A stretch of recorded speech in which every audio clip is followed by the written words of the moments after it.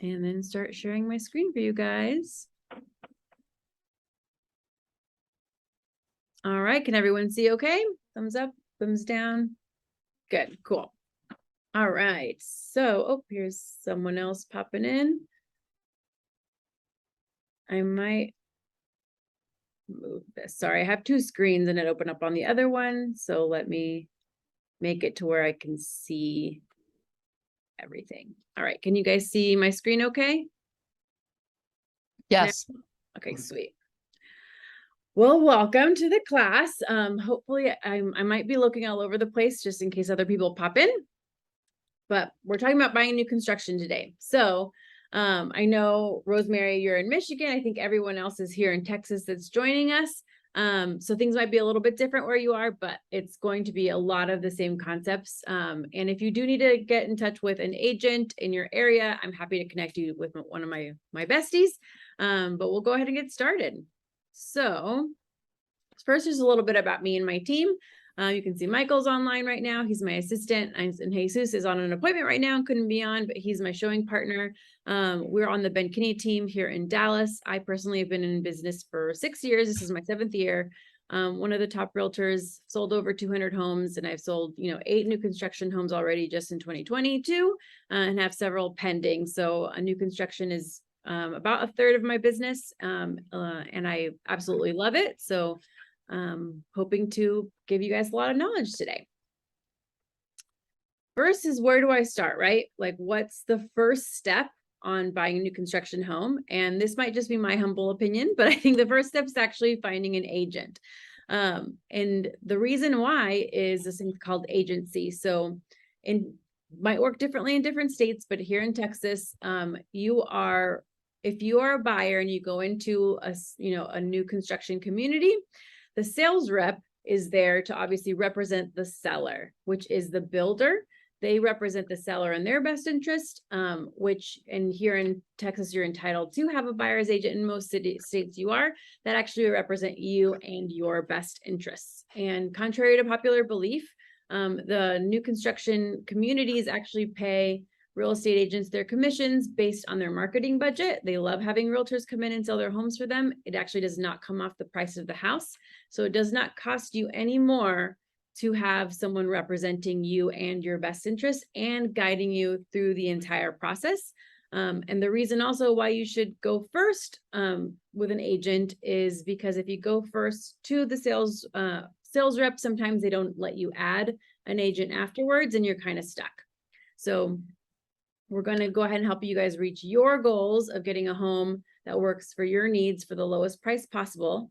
The builder's sales rep, that is not their intention, is to get you for the home for the lowest price possible. So that's why I say that's step 1.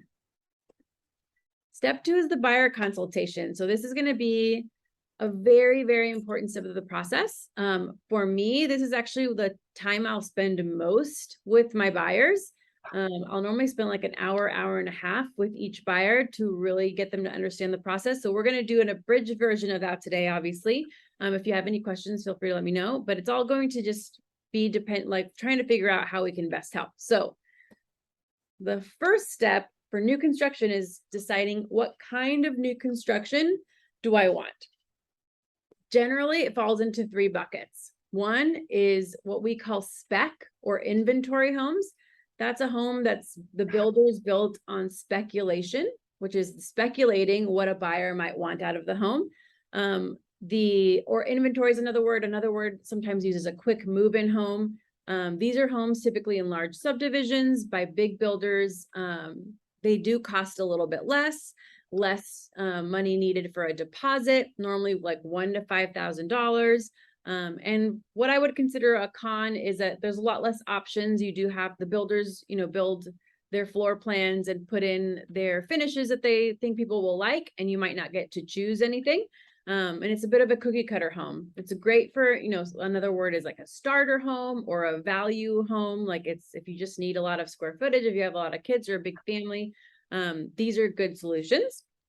Then we move on to semi-custom, which is going to be what most people think of with new construction, which is you go to a builder, you pick a lot, you pick a floor plan, and then you can choose every single little thing in the house. So it is normally a little bit more expensive in cost because you're getting to pick everything for yourself.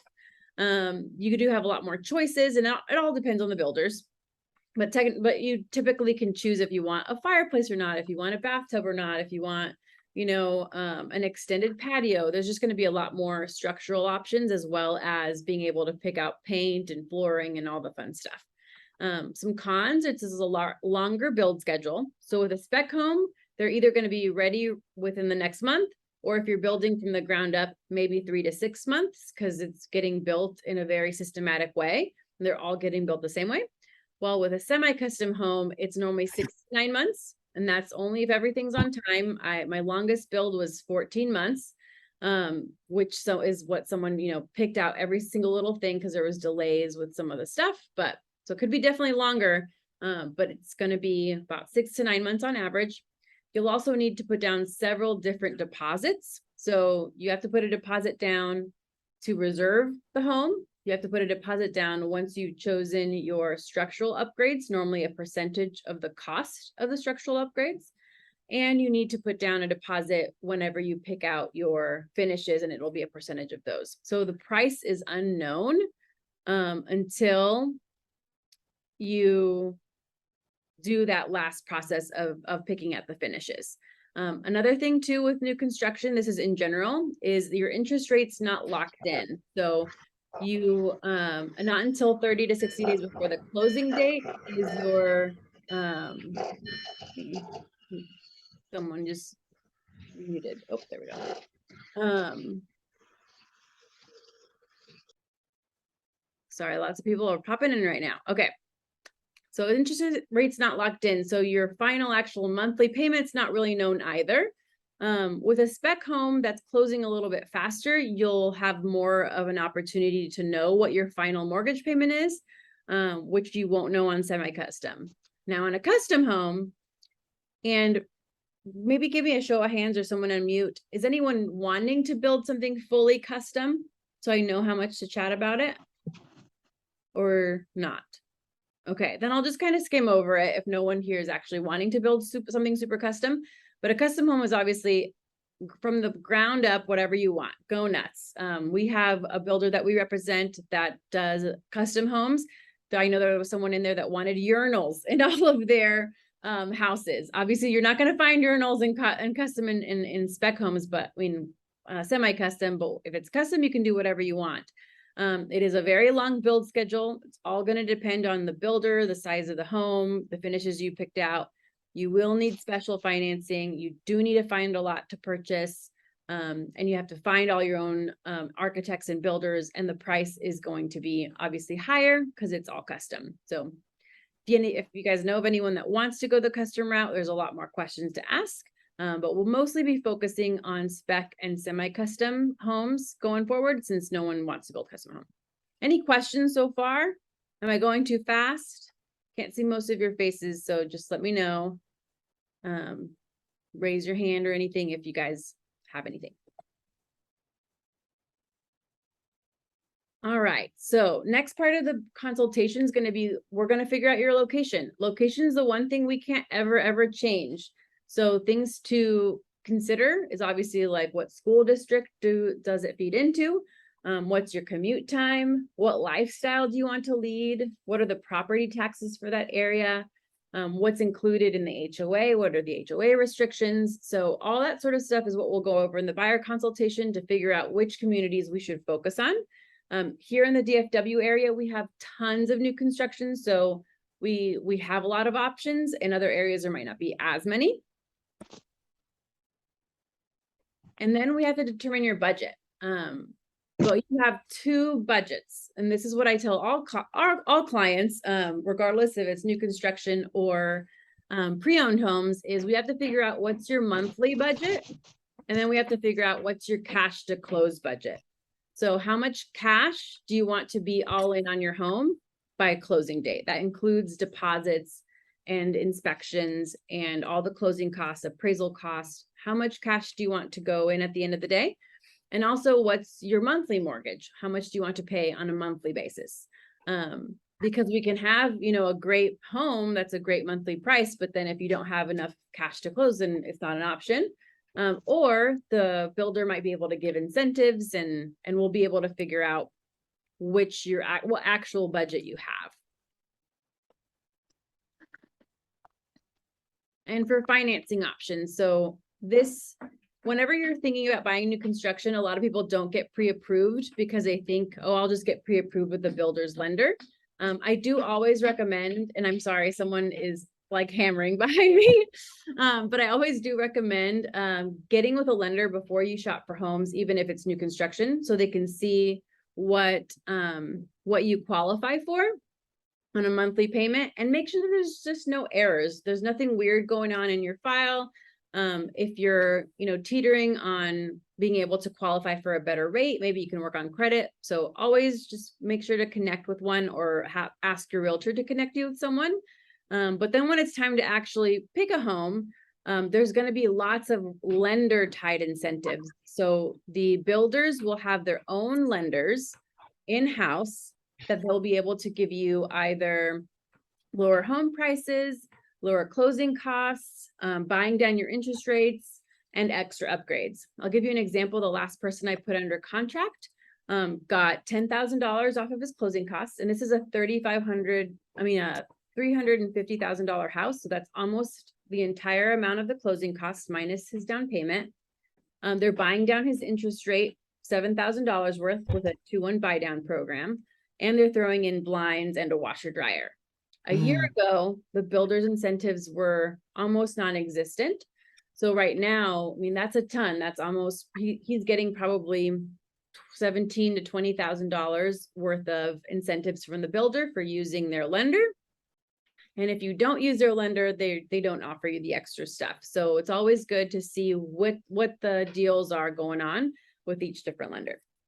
And then again, same with interest rates, we can't lock in your interest rate, but again, some builders are offering to lock it in or pay down your interest rates. But if that's not the case, definitely budget interest rates going up just in case. Oops.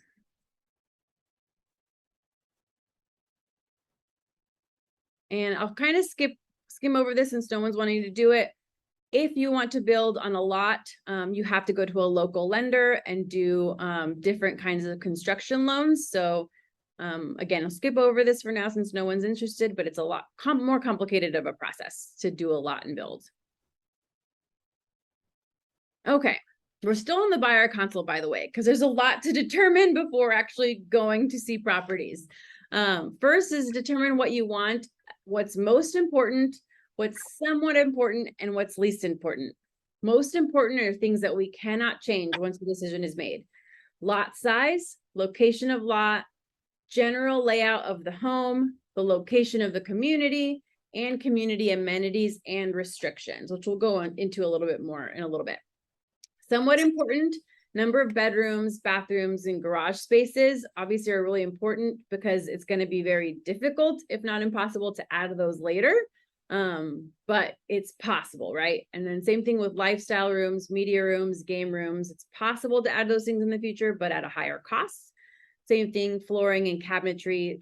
Those things are a high cost, so I would recommend getting what you want from the beginning. But least important would be things like paint, what hardware are on the cabinets. You don't like the lighting. All that stuff is a little bit easier to change out and less expensive. Same thing with the backyard additions, adding a pool, extended patio. Those are relatively easy to add later. So if your home doesn't include that, you might get the axe. Lisa, oh, there we go.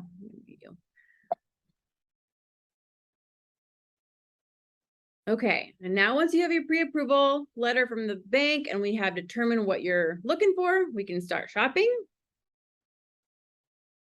And now a little bit more fun stuff starts to happen. Next is a little strategy session. So we had the buyer consultation of what your needs and wants are, and now we got your pre-approval. So now we can see which communities can we actually go get homes at. So for me, this is how my process works, and it might not be the same for every realtor, but what I do is say, okay, based on what we talked about in the consultation, I'll come to you with a list of builders that meet your qualifications, which communities they are building in, and what floor plans I think meet your needs. And then we'll go from there, select your top choices. We'll schedule appointments with each builder. It takes 30 to 60 minutes at each builder to tour, sometimes less if you end up hating the house, but obviously if you love it, we might be there a little bit longer. So it is required to have appointments. And again, don't visit the builders on your own. Remember, the sales rep works for the builder. And it's never a bother for us to register you and to get an appointment with the builder. So for sure, make sure that we go together.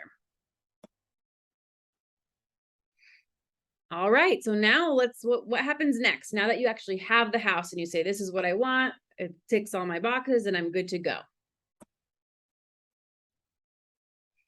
So the contract, this is probably the most like boring of the slides, but it's very, very important. So once you find the house and you say to the builder, hey, I'm, want to put a contract on this house. I don't want anyone else to be able to get it.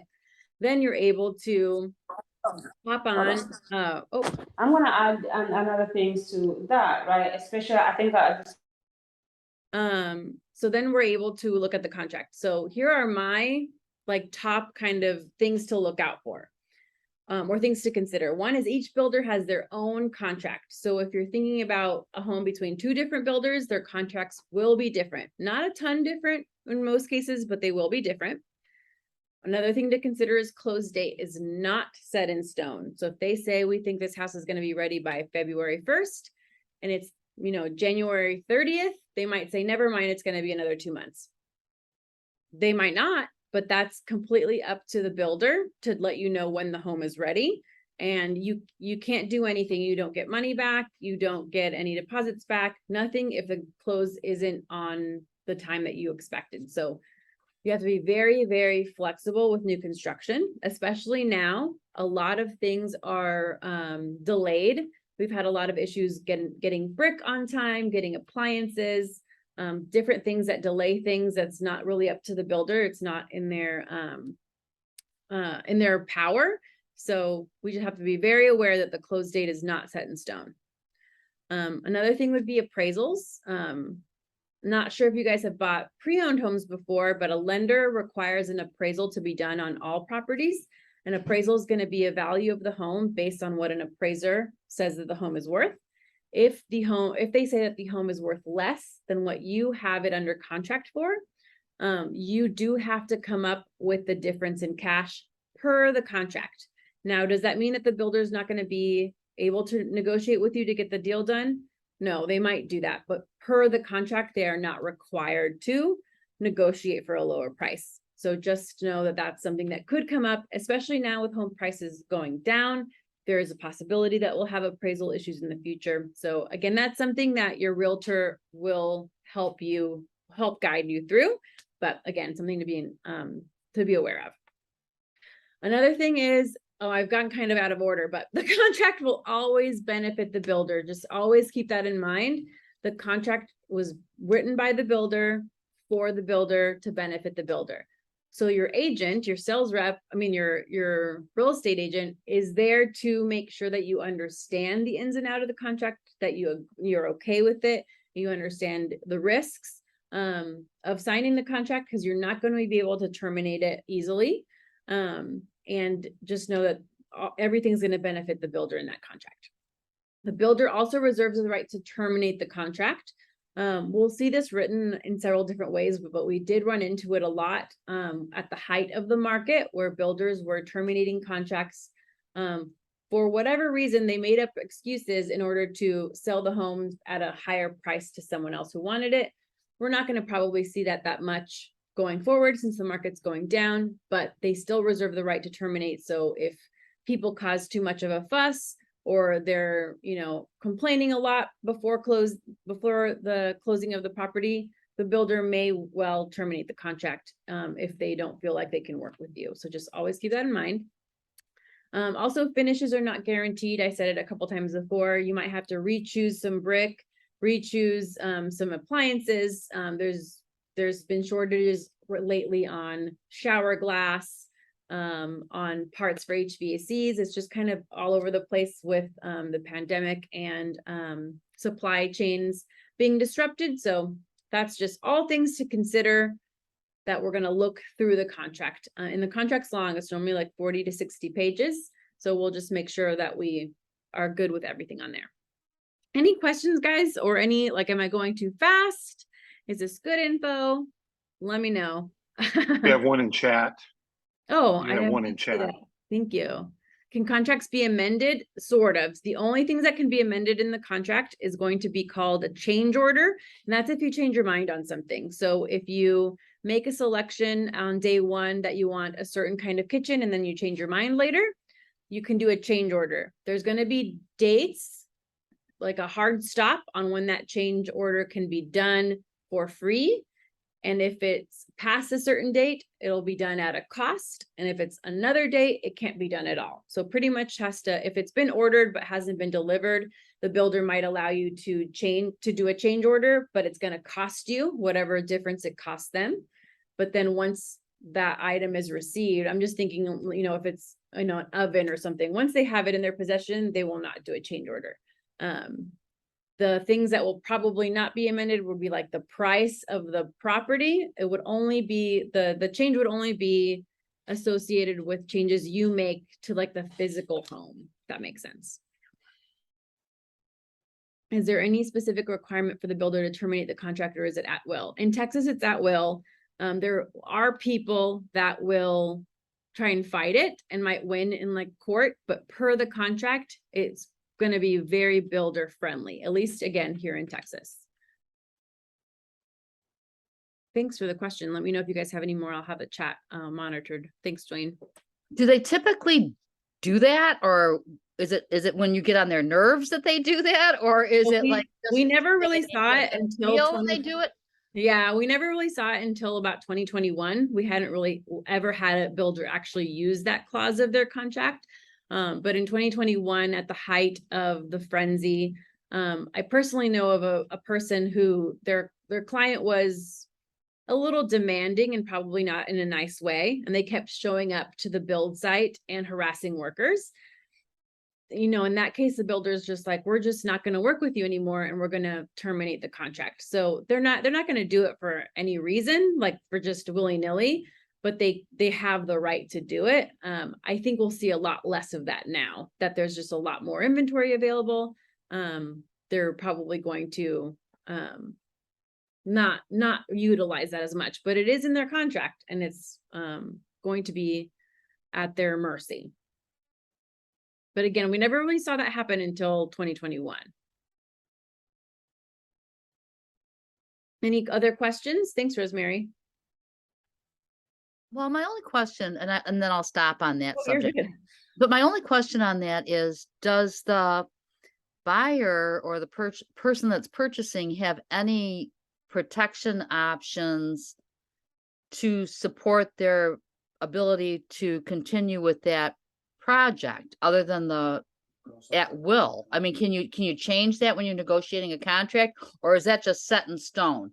Set in stone. At least, again, I'm pretty sure everywhere, honestly, not just Texas, but the contracts for builders are not, you can only like type in what the address is, what the price is, people's names. You cannot change any part of the contract. The sales rep actually doesn't even have that ability. It's all going to be preset in stone. The only negotiating would be on like price and incentives. It's not really going to be on the terms of the contract. Thank you so much. Yeah, no problem. I'll move on to deposits. And again, just pop in if you guys have any other questions. I talked about it a little bit before, but getting a little bit more specific with different kinds of deposits. So if you're buying a spec home, so again, a spec home is one where you're not really able to change much about the property. It's more cookie cutter. The deposits are going to be a little bit lower. The lowest I've seen is $1,000, and the highest I've seen is $20,000. And that's going to be on a much more expensive home typically. There is going to be a window to terminate. Normally it's just to make sure your financing is in order. So it's maybe a week long, just to make sure that you're approved with their particular lender. If you're not approved with their lender, they will give you back that deposit. If it's passed, if a month is passed and you want to terminate the contract for any reason, the builder has the right to not give you your deposit back. A lot of builders will, but that's again something that your realtor can help you get that back. If that builder wants to do that. But for the most part, we can figure that part out. Semi-custom, this is the one that requires several deposits, typically just depending on which part of the process you're buying the home. So if you're buying the home from the ground up, you will give typically 3 deposits, 1 to reserve the home, 1 whenever you do your structural upgrades, which is typically at the time of signing, and then when you do your cosmetic upgrades. And normally it's just a percentage.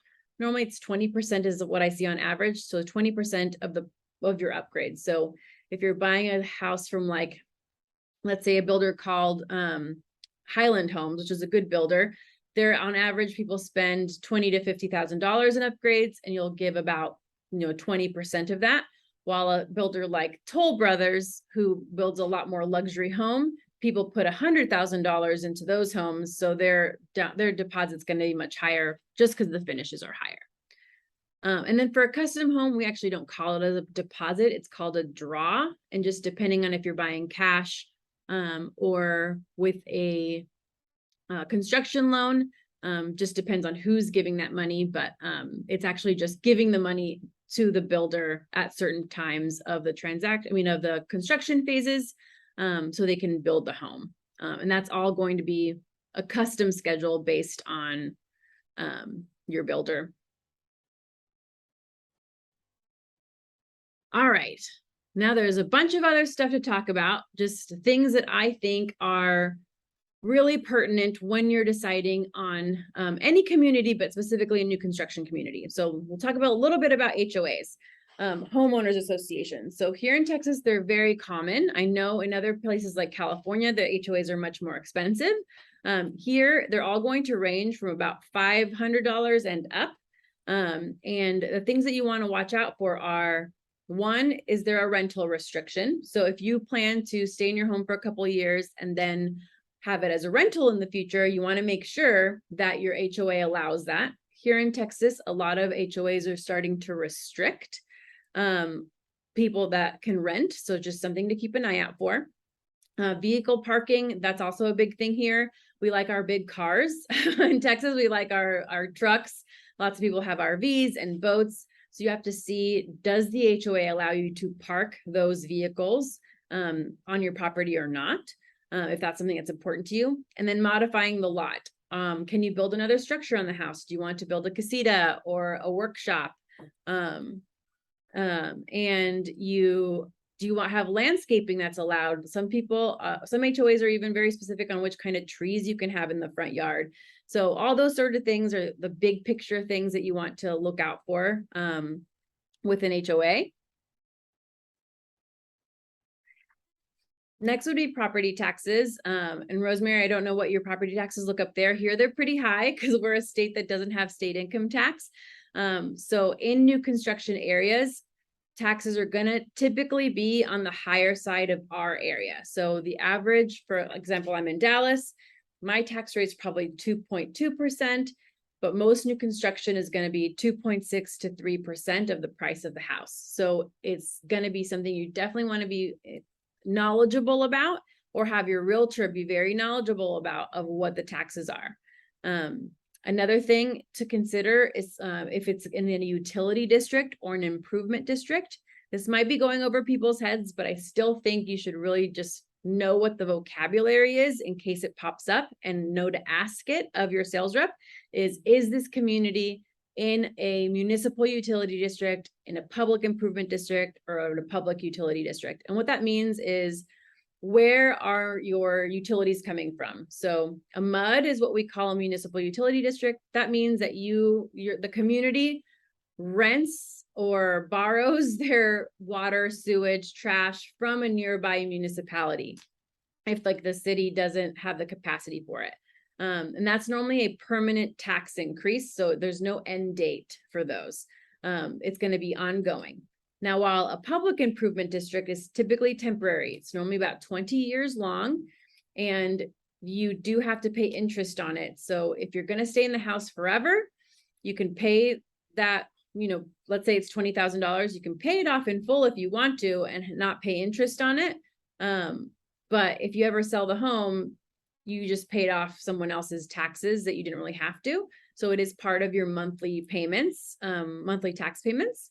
And if you end up selling the property, the next buyer just keeps picking up those payments. So hope that made sense. Again, once you start shopping for a home, we ask very much more specific questions about each utility district and each public improvement district, but just know that it's an extra cost on top of the property taxes, and it's very common, but not all new construction has it, but it's very, very common. So just something you need to be aware of. All right, let's go move on to inspections. So there's 3 kinds of inspections that can be done on new construction. One is the builder. The builder's constantly going to be doing inspections. Every builder works a little bit differently. Some builders have, in-house inspectors. Some, like D.R. Horton, which is one of our largest builders, actually contracts a company called The Strand. And once they're at certain inspection points, they contact The Strand and they come and do the inspection, which is nice, checks and balances. Not everyone does that though. And the builder will do several inspections with you, the buyer. One will be a pre-sheetrock walkthrough. So that means that once the framing is up, you can go into the house and just make sure everything is in good spot. They'll sometimes let you point to where you want extra outlets to be. They want you to see the flow of the house, make sure everything is good. I always recommend you as the buyer take a video of the entire house before the sheetrock is up so you can see where plumbing and electrical lines are. Because in the future, if you ever want to cut through a wall, you don't want to accidentally cut through your sewer line whenever you're trying to get through the next room. So that's just a tip from me of something to do at a pre-sheetrock inspection when there's no sheetrock up to make sure everything is good. The builder will just kind of explain a little bit more about the build process at that time. Your realtor will be with you, walking through it as well and have extra questions to ask. And for fun at that inspection, I like to bring Sharpies, and then you can, sign the frames and have your kids write stuff on the wall. Sometimes people like to put prayers or blessings on the house before the sheetrock is up. So it's kind of a fun inspection to do. Then we'll do the blue tape walkthrough. That's normally about 2 weeks before closing. That means the house is almost all done. It should be like 98% done. And all we're hoping that we're doing in that inspection is going through with literally blue painter's tape and seeing where did someone miss something. Is there a nick somewhere? Is there a smudge on the wall? All that sort of stuff. They want to make sure everything is good. Hopefully there's not any larger, repairs needed at that walkthrough. We're just being super, super nitpicky at that walkthrough to make sure the house is perfect. Then there's the final walkthrough and sign off. So that's normally day of closing. You go to the house and you have to say, yes, the house looks great. I'm ready to go sign paperwork. So that's all the stuff the builder does. So then there's the city inspections. The city inspections you will not be present for, and we will not have any copies of anything for. The city will keep those things for themselves, but we don't get copies of anything. But just know the city does inspect each property per their ordinances. So every city has a little bit different rules. And what the builder is wanting is something called a CO, or a certificate of occupancy from the city. Until they get the CO, they are not allowed to sell the house. So that is also something that causes delays at times. For example, if they're missing an AC part, an air conditioning part, and they can't get the CO, and then they can't sell the property. So then they get that part in, they install it. But if the inspector for the city can't come out for 3 days, then you're waiting 3 extra days to close because they're not legally allowed to sell the house without that certificate of occupancy. That's for the certificate of occupancy, they actually have to have, the city inspector go out and they inspect the roof and the electrical and the plumbing. So they'll do quite a lot. We just won't have copies of that stuff. And then last, there's a third-party inspection. So the third-party inspection is optional, but I always recommend it to all my clients, especially since if you're building from the ground up, we do partner with inspectors who will do their own pre-sheetrock and blue tape inspections to make sure that things are going well. Even though we trust builders and they typically know what they're doing, the builders are still human and they can make human mistakes. So the third-party inspector is there as kind of a fail-safe. We hope he doesn't find anything crazy, but they have in the past. So you can either hire them to do one inspection right before the blue tape walkthrough, or they can do multiple part inspections for, they'll do one pre-sheetrock. I think they also do one when the plumbing is laid. So you can hire them to do multiple parts. Any questions about inspections? No? Cool. Warranties, other fun stuff. So warranties are going to vary with each builder, but the most common is what we call a 1-2-10 warranty. For 1 year, everything is warranted. For 2 years, you got plumbing and electrical warranted. And for 10 years, it's framing and so structural and foundation. Here in Texas, we have obviously a history of foundation issues because our ground is clay. You might not have that in Michigan because you guys have basements. We don't have those here. So it might be a little bit different in different areas, but here in DFW, it's 1-2-10 is typical. And then in order to get that warranty work done, you do have to follow the builder's protocol. So just know that it might take a little bit to do. So as soon as you see something that might be an issue, go ahead and start that protocol to make sure it's done. I also recommend a little bit of a hack. You can go back to the third-party inspector and tell them to do an inspection on the house at month 11. So once you've lived at the house for 11 months, have the inspector do an inspection and then give that inspection report to the builder so they can, fix anything that that warranty covers. What if that foundation settled and there's a crack in the basement? Are you covered? Do they seal it? What's the protection, if anything? So settling is typically not something the builder will do anything for because that's normal. But again, if you have an inspector go out or a foundation inspection go out and they see that something is wrong, you can provide that paperwork to the builder and they will have to fix it. Another thing is if you do that within the first year, not afterwards, but in the first year, the builder will typically paint over those settlement cracks for you as kind of a courtesy. At least here in Texas, that's what they'll do. But it has to be done in that first year. And it varies by builder, but we typically haven't seen any issues with people just doing that for those kinds of settlement cracks that happen. Hope that answers the question. But you do have to typically have like a report from someone if there is something actually wrong that they would have to fix. So if there's an actual problem, yes, you're covered. Not with settlement cracks though, if it's something small. All right, so closing time, we're almost to the end. Remember to be flexible is something that I'm gonna say over and over and over again, especially if you're needing to coordinate moving from another home until your new home, which is actually the topic of next month's class is how to coordinate that move. But you might not know what day you can hire, your moving company to come. So I would definitely recommend budgeting, having 1 or 2 extra months if you're having to make 2 payments, in case you do have to have some time in between the move. Or you might have to move twice. You might have to sell your old home or finish that lease and maybe go into an Airbnb or with family until the new house is built, because there's just not really an elegant way to coordinate that move. We do also have programs that allow you to purchase your home before selling your previous home if you need the funds. Again, talk about that more next month, but that's again something that your realtor will help you coordinate, but you just have to remain super flexible. Signing does have to be in person most of the time. I only know of one builder that allows e-signatures, and you do have to have a computer with a webcam. We found that out because my client did not have a webcam, so we had to postpone closing until he could go in person.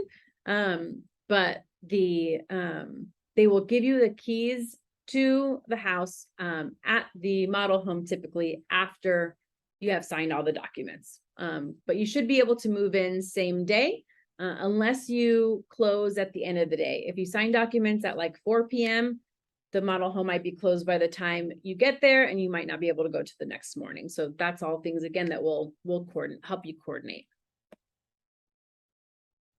All right, guys. I know that was like 40 minutes of me just talking and talking, but y'all let me know. Do you guys have any other questions? Is there something I didn't cover that you'd like to know? Anything else? Stop share. Was this helpful? Yes. Maybe. No. Yes. Okay. Someone, iPhone is nodding. I don't know your name. Very helpful. It's wonderful information. Thank you. Good. Thank you. Can I revisit private lots? Oh, sure. Like if you want to build on your own lot. Yes.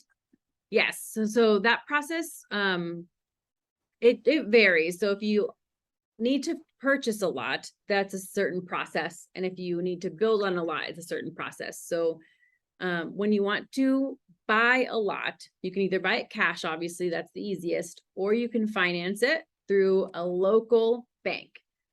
Typically, you have to use a bank in the same county or in the same roundabout area that you're buying land.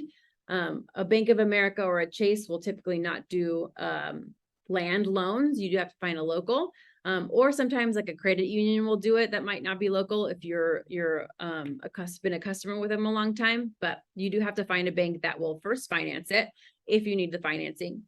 And then you have to find a program for you to actually build. So if you don't have just, the cash to be able to give to a contractor to build, you'll have to find a lender that does a construction loan, which again, your realtor should be able to connect you with one. The one I use is Thrive Mortgage. They have a great program where they actually let you buy the lot and do the construction at the same, and like in the same loan. And then from there, the lender will actually give the contractor the money to fund your build. So it's a little bit less out of pocket, but possibly higher interest. It just depends on your particular situation. Did you have any specific questions on just like that process on private lots? Just if you owned a lot, you wanted to build on it, if there was anything to watch out for, that kind of thing, or if there was any specific information that might be applicable to that. That's all. Thank you so very much. Yeah, no, for building on your own lot, if you already own it, then my suggestion would be to interview a lot of builders. As many as you can, honestly, because all of them are going to be a little different. All of them are going to have different minimums for sizes. Make sure that they can build and have built something that you like. Sometimes they will already have floor plans that you can use at a much lower cost. If you want your own custom floor plan, you will need to hire an architect and pay those architect fees. So it's a lot more cost effective to find a builder that already has them. But again, if you want something from scratch to look perfectly for you, then you have to hire an architect as well. That would be 2 separate people. Sometimes you can get recommendations from one or another, but that would be the biggest difference, is you're finding your general contractor, builder, and the architect. I know here in Texas or in DFW, a lot of the builders that do a great job are in high demand and have wait lists for about a year the last time I checked. So that's just go ahead and start that process as early as possible to have your person ready to go. Even before you have financing in order, you can start doing that part and kind of doing those things simultaneously. Elizabeth, is there a particular place that we should go to look for qualified builders or qualified representatives? Is there like a central location that might, no? Is it No, just central random? location. Yeah, how I would just do it is word of mouth, like see who else has built things around, especially if where you are, like where your lot is. I would ask the people around you, like, hey, who built your house? Typically there's lots of, custom homes around. And again, realtors, Chamber of Commerce, like all those kinds of places, but there's not like a centralized place. Typically builders are not the most techie people.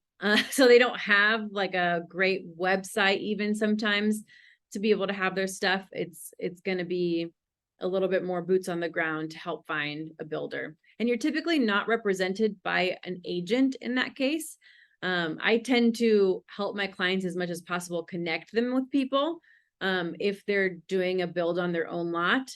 But that's more of a relationship you directly with that builder. I might just be like, here's a couple people that I like their homes, or that clients have used.